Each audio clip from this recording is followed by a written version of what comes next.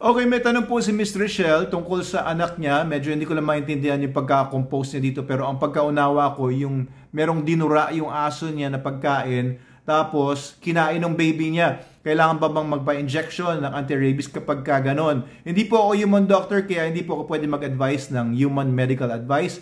But I will say na yung ganong klaseng transmission, kung may rabies yung aso, kung lang may rabies yung aso sa utak at nagtatransmit na siya mula sa laway niya, panoorin niyo ibang videos ko na mga nauna para maintindihan niyo kung bakit gano'n. Pwede pong may transmit yon through eating yung food na may laway ng asong may rabies. Kaya ingat din po, no?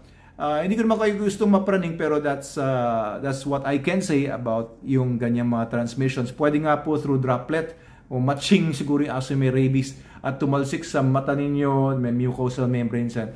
May potential po na matransmit yung rabies virus in that way. Sabi naman iba, Doc, di ba yung rabies virus ay mabilis naman mamatay? Isa yan sa mga viruses na mabilis mamatay sa environment, lalo na mainit sa Pilipinas daw, at naarawan naman ng araw, yung temperature mataas.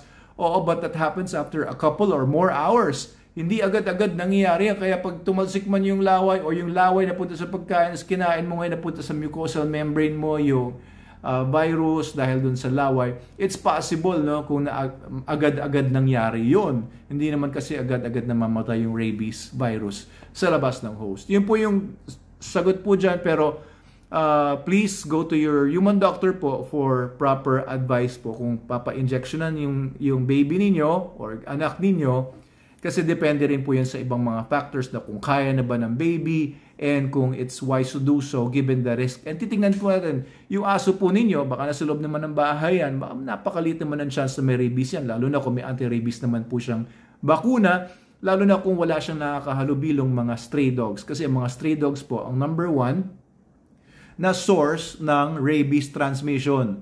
Kung yung aso niyo naman sa loob ng bahay, hindi naman po kasi likas ang rabies, kaya maaaring wala naman chance na merong, o very small ang chance na merong rabies naman yung aso ninyo.